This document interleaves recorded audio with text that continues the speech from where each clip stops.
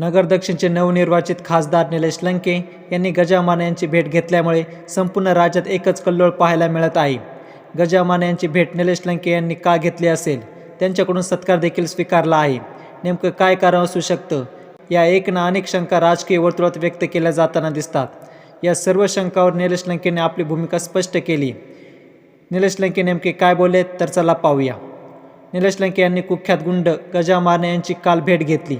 नेमके भेटीमागचे कारण काय असा प्रश्न निलेश लंकेंना विचारला असता त्यावर निलेश लंके म्हणाले की मी माझी सर्व कामे उरकून दिल्लीहून पुण्याला आलो। त्यावेळी आमच्या एका कार्यकर्त्याची भेट घेऊन घरी जाताना गजामाने यांच्या मार्गावरून जाताना आम्हाला 4-5 लोकांनी थांबवलं आणि चहा पिण्यासाठी आग्रह करू लागले। त्यामुळे आम्ही तेथे चहा घेऊन सत्कार देखील घेतला, पण त्या व्यक्तीबद्दलची पार्श्वभूमी आम्हाला माहीत नव्हती। त्यामुळे हा एक प्रकारे नकळत अपघात घडून आलाय। कळत नकळत चूक झाली असा खुलासा निलेश लंकेंनी केलाय। या सर्व प्रकाराबद्दल विरोधकांनी जी टीकेची झोड उठवली त्याकडे दुर्लक्ष करून जी परिस्थिती आहे ती मी स्पष्टपणे मीडियासमोर मांडली। त्यामुळे हा एक प्रकारे अपघात होता असं निलेश लंकेंनी म्हटले। त्यामुळे दिल्लीला मी माझी संपूर्ण कामे आवरून घरी जाताना पुण्यामध्ये माझी गजामाने यांच्याबरोबर जी भेट झाली तो एक प्रकारे अपघात होता। गजामाने यांची पार्श्वभूमी मला माहीत नसल्या कारणाने ही माझ्याकडून चूक झाली।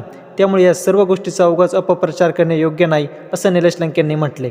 तर मंडळींनो, याबद्दल तुम्हाला काय वाटतंय कमेंट बॉक्समध्ये नक्कीच सांगा आणि ही बातमी आवडल्यास लाईक व शेअर करा आणि अशाच बातम्या पाहण्यासाठी आजच आमचे 20 विचार हे यूट्यूब चॅनल अवश्य सबस्क्राईब करा। जय महाराष्ट्र।